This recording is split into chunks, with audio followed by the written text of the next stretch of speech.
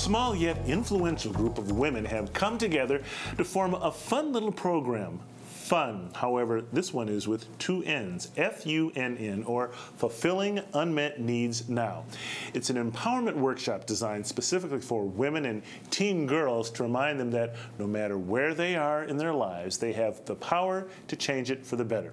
Now, to tell us more about FUNN are three of FUNN's facilitators, Sharon Sodekson, who is a former clothing boutique owner, a stylist and inspirational speaker, Dr. Velda McRae-Yates, who is a diversity trainer and university assistant, HR director at UMass Boston, and Sherry Tucker Brown. She is the founder of FUNN. Welcome to Urban Update, ladies. Thanks for coming in. Thank you for having us. Sherry, let me start with you. Talk to me about, I guess, exactly what FUNN is and what makes it different from the other empowerment workshops for women. What makes it different from the other workshops is that in FUNN, we let the women know that wherever they are on their pathway, it's all okay. And that's the underlying message. It's all okay. If you want to make changes, fine. If not, it's fine too. But also to empower them to know that they have the power within. And what makes it different from the other workshops is that we work with the women and girls and soon boys to let them know you have the power. It's all within you. And so we talk to them about that, and we work with them.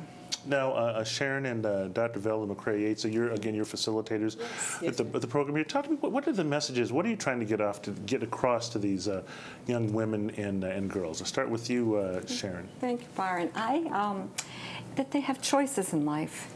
You know, they might have thought that they're going one way or they're thinking one way, but there's lots of choices, that there's solutions, that it's about being proactive, being the best they can be versus being the best that they can do. So where does that go in one's life? You know, there was a recent article in the paper regarding being kind with the population, or are you being successful? Well, we gear more towards if you're kind and you're going to be successful. So that's... Dr. Yates, again, the message you're trying to get off to these young women and girls when you facilitate these workshops. It's really about the empowerment of making the right choice, and that a lot of times young folks feel that they don't have a choice, that they're kind of controlled by everybody else.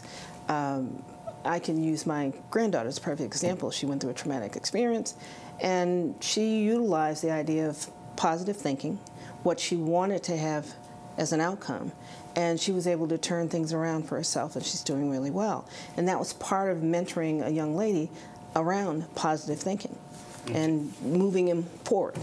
And I guess your workshops are presented by you, and I think you have another partner. I think there's four of you, doctor, a reverend, an inspirational speaker, and a business owner. How was it that the four of you came together? Do me. Okay. Step right up. Yeah, well, Sharon and I actually have a relationship going back to when I actually shopped in her boutique in Mashpee Common. And then we ran into each other again through the United Way. I was doing something, and we became friends again.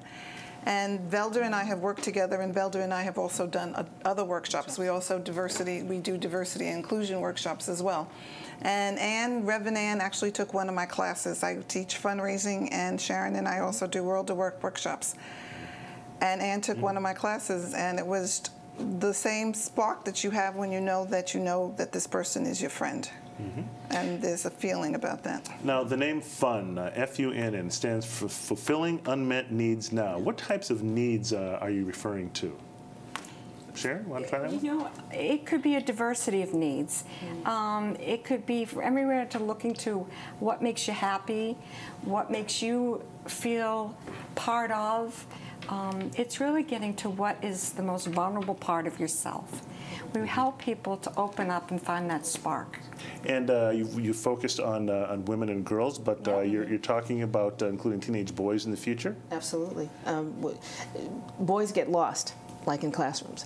And if they're not given a model or a way to make their way and show that they have choices, then they'll go right down the wrong side of the track. And getting them early and showing them that they have a choice and that they can actually control their lives in a way that's very positive, we'll have great young men.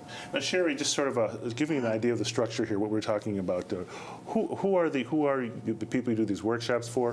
Where do you do them? How long are they?